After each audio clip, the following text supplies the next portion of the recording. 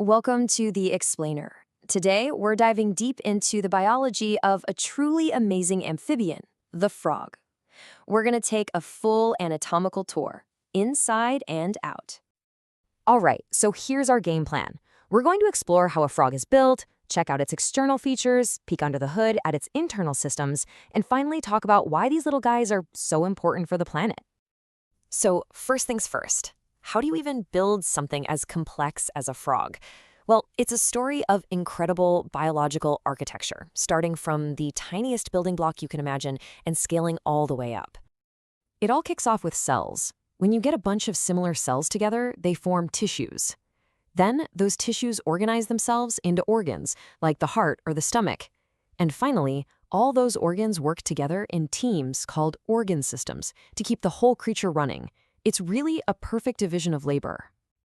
Okay, now that we've got the basic blueprint down, let's see how it all comes together. We'll start our tour on the outside, checking out all the features that make up the frog's perfectly designed survival suit.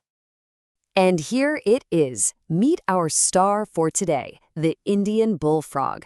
This creature is an absolute master of living a double life, one part on land and one part in fresh water. Its entire body is a testament to that duality. First up, a super important thing you gotta know about frogs is that they're poikilotherms, or what most of us call cold-blooded. What does that actually mean? Well, unlike us, they can't make their own body heat. Their internal temperature is pretty much whatever the temperature is outside.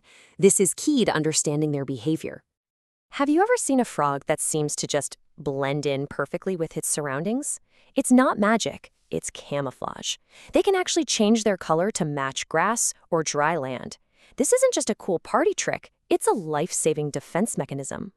So, if your body temperature depends on the weather, what in the world do you do when it gets crazy hot or freezing cold? Well, you hide. During peak summer, they go into something called estivation, or summer sleep, by digging into cool burrows. And in the dead of winter, they do the same thing, but we call it hibernation. All right, let's get up close. Every single feature you see here is perfectly adapted for their amphibious life. That smooth, slippery skin, it's not just slimy, it's how they drink. They absorb water right through it. Their body is just a head and a trunk, no neck. And those big, bulgy eyes have a special third eyelid that works like a pair of built-in swimming goggles.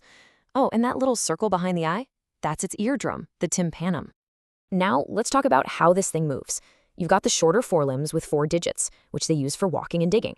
But the real action, that's all in the back. The hind limbs are huge and muscular, with 5 webbed toes, giving them the incredible power they need for those explosive leaps and for swimming. And here's a neat way to tell the boys from the girls. It's called sexual dimorphism, which is just a fancy way of saying males and females look a little different. You see, only the males have the vocal sacs that make those loud croaking sounds. They also have a special pad on their forelimbs to help them hold on to the female during mating. Okay, we've covered the outside. Now it's time to pop the hood and see what makes this amphibian engine run.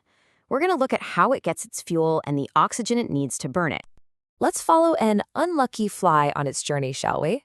One second it's buzzing along, the next it's snatched up by the frog's super sticky 2-lobed tongue.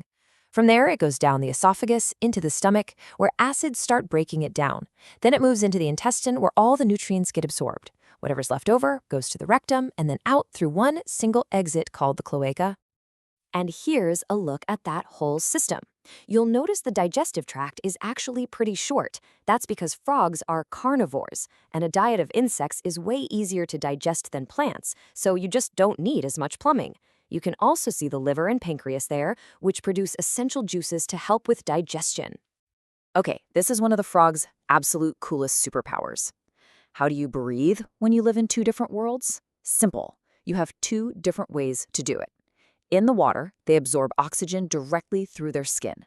But when they're on land, they use their nostrils to pull air into a pair of lungs, just like we do. All right, so you've got food and you've got oxygen. But how do you get that stuff to where it needs to go? And how do you get rid of the garbage? That's where the circulatory and excretory systems come in. Think of them as the frog's internal highway and waste management system. At the center of that highway system is, of course, the heart. But a frog's heart is a little different from ours. It has 3 chambers, 2 atria up top and 1 ventricle down below. This setup allows for a pretty good separation of oxygen-rich and oxygen-poor blood, though a little bit of mixing does happen. So, what's actually flowing through those veins? It's pretty much the same stuff as in our blood: plasma, red blood cells, white blood cells, and platelets. But there's one really interesting difference. A frog's red blood cells have a nucleus right in the middle. Ours don't.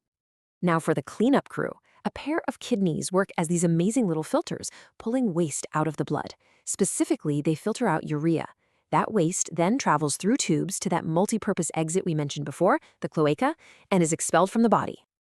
Okay, last stop on our internal tour. We're looking at the command center, the nervous system, and what I like to call the department of the future, the reproductive system. Here, you can see them side by side. On the left, you've got the male system with a pair of testes that produce sperm, and on the right, you see the female system with its large ovaries, which can be packed with thousands of eggs. It's all perfectly set up for what happens next. And this whole miracle of life? It happens in the water. Get this, a single female can lay somewhere between 2,000 and 3,000 eggs at once. The male fertilizes them right there in the water. From those eggs hatches the tadpole, which then goes through that incredible transformation we all know as metamorphosis to become an adult frog. All right, we've seen the frog from the outside in. We've looked at all the nuts and bolts, but so what? Why does any of this matter? Well, let's zoom out and look at the bigger picture. This really says it all. Frogs are absolutely essential to keeping the environment in balance. Think about it. They are the ecosystem's pest control, eating tons of insects. And at the same time, they're a vital food source for birds, snakes, and other predators. They're a critical link in the chain. So when you really think about it, the frog is an absolute masterpiece of evolution. Every single part of its body tells a powerful story of how to not just survive, but thrive in 2 totally different worlds. It really makes you wonder, right? What other incredible lessons is nature hiding in plain sight?